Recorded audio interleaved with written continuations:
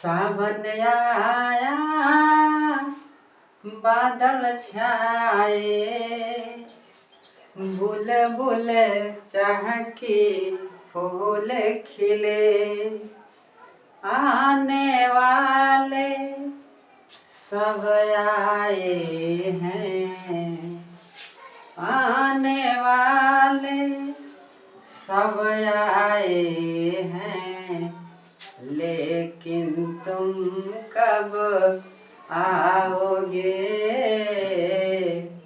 लेकिन तुम कब आओगे।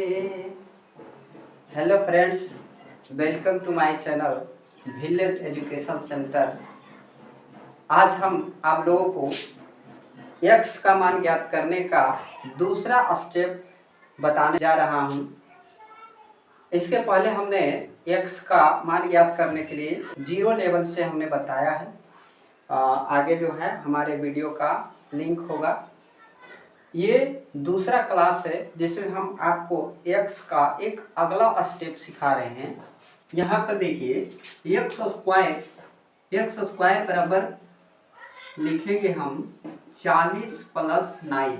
हमने बताया था कि यदि इस संख्या को हम दूसरी तरफ ले जाते हैं तो माइनस जो है प्लस में हो जाता है और एक्स स्क्वायर बराबर 49 हो जाएगा।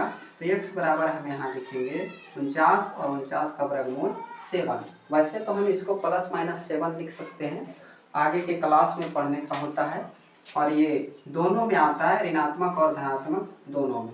अगला जो है यहाँ पर 2x स्क्वायर माइनस, इसको हम ले जाते हैं -28 को उठाकर उधर, तो 100 और +28, तो यहाँ होगा 2x स्क्वायर बराबर 128 और x स्क्वायर बराबर 128/2। हम काटेंगे तो 64 बार में कटेगा और x बराबर 64 यानी 8 इसका आंसर होगा। आगे हम तीसरा मैथ्स जो स्क्वायर है लेकिन x स्क्वायर दोनों तरफ है, तो हम इस x स्क्वायर को उठाकर इधर लाएंगे तो वह प्लस में हो जाएगा और ये 88 यानी 88 को हम उधर ले जाएंगे तो 200 और +88। तो इस तरह से हम लिख सकते हैं 2x स्क्वायर बराबर 288 और x स्क्वायर बराबर 288/2। तो यहाँ पर हो जाएगा 144 और x स्क्वायर बराबर हम लिखेंगे √144 और इसका वर्गमूल हो जाएगा 12। वर्गमूल आप लोग पहले सीख चुके होंगे, तो हम एक स्पेशल वीडियो जो है वर्गमूल का बनाएंगे।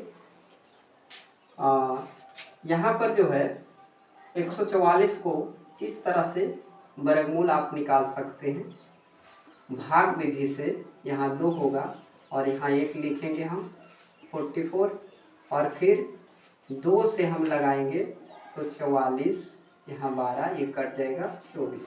इस तरह से हम वर्गमूल निकाल सकते हैं। यहाँ पर जो है स्क्वायर हटाएंगे, वहाँ पर मिस्टेक से हो गया था, स्क्वायर हटाएंगे तभी इधर √अंडर होगा। अगला 300 यानी x स्क्वायर को हम इसी तरफ रखेंगे और 300 को हम उस तरफ ले जाएंगे तो 44 - 300 और -x स्क्वायर बराबर -256। तो इस तरह से माइनस दोनों तरफ हट जाएगा और x बराबर हो जाएगा 256 और इसका वर्गमूल हम लिखेंगे 16। तो इस तरह से हम x के मान ज्ञात करने के संदर्भ में हम x स्क्वायर का मान भी ज्ञात करना सीख चुके हैं। आगे हम यह सीखेंगे कि यह x स्क्वायर आता कैसे है। तो ये रहा आपका ये 4 मैथ्स, आगे हम बताते हैं। ये रहा अगला मैथ्स जो x का मान, इसके आगे का स्टेप है इस प्रकार कि इस तरह का प्रॉब्लम्स जो है आते हैं, तो इसको हम पहले जो है तिरछे गुना करते हैं, तिरछा एक दूसरे में गुना करते हैं, x स्क्वायर में और x से 1 में, और इसी तरह से 1 से फिर करेंगे तो x फिर यहाँ पर करेंगे तो -1 आ जाएगा। हम इन दोनों को आगे सीखे होंगे इस प्रकार आप कि x का जो है x + 2 से किस प्रकार गुना होता है। तो आगे हम आपको बताते हैं कि यहाँ जब x होता है तो इस x से दोनों में एक एक बार गुना किया जाता है, तो इस तरह से गुणनफल ज्ञात होता है। यहाँ पर भी x से इस दोनों में गुना होगा और -1 से दोनों में गुना होगा। तो यहाँ पर इस तरह से अब 4 दूनी 8, इससे इस घट जाएगा, यहाँ बचेगा x² - 1 बराबर 8 और x² बराबर 8 + 1 यानी x बराबर हो जाएगा √9। इधर हम स्क्वायर हटाएंगे और उधर रूट हो जाएगा, तो इसका आंसर 3 आएगा। तो इस तरह से हम गुना करके भी x का मान निकालना सीख जाते हैं। और यहाँ पर ठीक उसी प्रकार का है, इस x से इन दोनों में एक एक बार गुना करेंगे तो x² + 2x बराबर 16 + 2x होगा। अब यहाँ पर 2x जो है दोनों तरफ है, तो इधर आकर घट जाएगा, x² + 2x - 2x बराबर 16, ये से ये घट जाएगा और यहाँ पर x बराबर हो जाएगा √16 यानी इसका आंसर 4 होगा।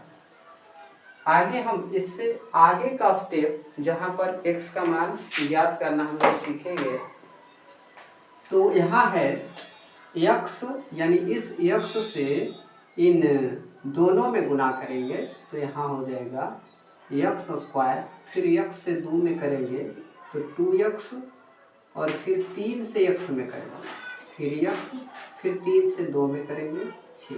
यह सिंपल मैथमेटिक्स है गुना करने का, है ना।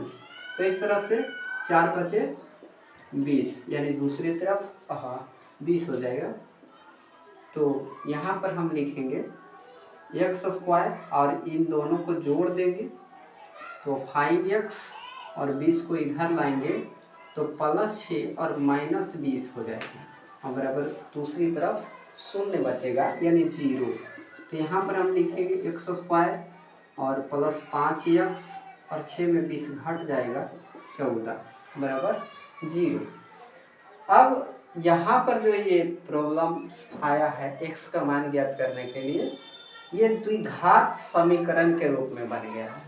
जब द्विघात समीकरण इस प्रकार बन जाता है जहाँ पर चरों का अधिकतम घात 2 है, तो इसे हम 10th क्लास में जो है 3 से 4 विधि में बनाते हैं, जैसे कि गुणनखंड विधि से, पूर्ण वर्ग विधि से और एक डायरेक्टली जो है द्विघात के सूत्र से मतलब बनाया जाता है। तो यहाँ पर हम गुणनखंड विधि से देखेंगे, इस आगे वाले और पीछे वाले यानी a, यहाँ पर जो होता है a और लास्ट में जो है c है, तो इन दोनों का गुणनफल जो भी होगा उसके गुणनखंड के योग से, यानी इन दोनों के गुणनफल जो है उसके गुणनखंड निकालेंगे, 2 गुणनखंड, और उन दोनों गुणनखंडों का योग या तो अंतर ये बीच वाले यानी 5 आना चाहिए, है ना। तो यहाँ पर देख रहे हैं कि 7 में से यदि हम 2 घटा देते हैं तो यहाँ पर 5 आ जाएगा। तो इस तरह से हम इसे लिखेंगे x² + 7x - 2x - 14 बराबर 0। अब यहाँ पर हम x का कॉमन लेंगे, दोनों में x है, x + 7 और -2, इन दोनों में 2 का कॉमन लेंगे, x + 7। यहाँ पर प्लस में 7 होगा क्योंकि हमने माइनस जो है इन दोनों में से कॉमन लिया है। फिर हम यदि माइनस से हम ये दोनों में गुना करेंगे तो ये दोनों माइनस में पुनः आ जाएगा, है ना। इस तरह से अब ये दो पद है, ये 2 टर्म हैं, एक टर्म ये और दूसरा टर्म ये, तो इन दोनों में x + 7 जो है मिल रहा है, x + 7, तो इसको हम इस तरह से लिखेंगे और फिर इसमें बचेगा x - 2 और बराबर 0। यदि हम इन दोनों का, चूँकि ये गुणनखंड के रूप में आ गए हैं, तो इसको यदि हम 0 के नीचे ले जाएंगे तो इतना बराबर 0 बचेगा, यदि हम इसको ले जाएंगे तो इतना बराबर 0 होगा। तो इस तरह से दोनों आंसर हो सकता है, x + 7 = 0 या तो x - 2 = 0।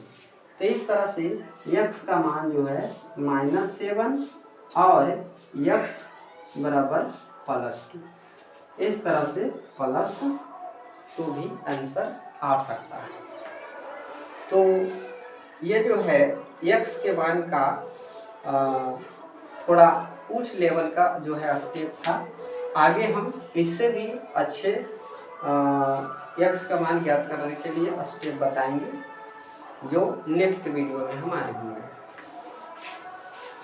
प्लीज़ आपको अच्छा लगा हो तो लाइक कीजिए, सब्सक्राइब कीजिए और हमें सपोर्ट कीजिए।